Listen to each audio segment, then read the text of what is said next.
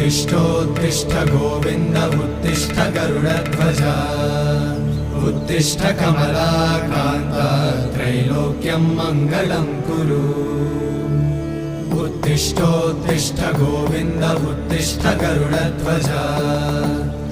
उत्तिष्ठ कमलाकान्त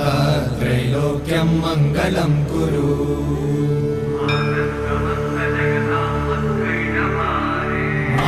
समस्त जगतां मधुकैटभारे वक्षो विहारिणि मनोहर दिव्यमूर्ते श्रीस्वामि निश्चित जनप्रिय दानशीले श्रीवे